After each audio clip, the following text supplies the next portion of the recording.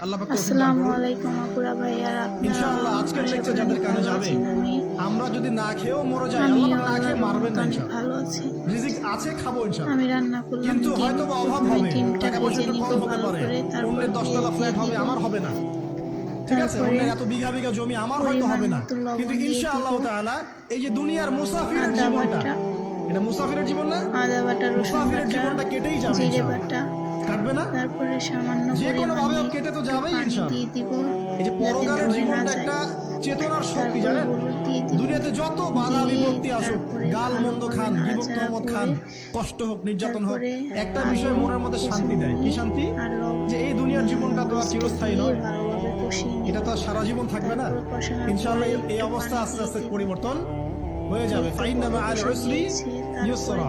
পরকালে ইনশাআল্লাহ পাবো, দুনিয়াতে না পেলে কি হয়েছে, পরকালে পাবো ইনশাআল্লাহ। তারপর যুবক ভাই, এসব জেনা ছেড়ে দেন, আল্লাহ রাব্বুল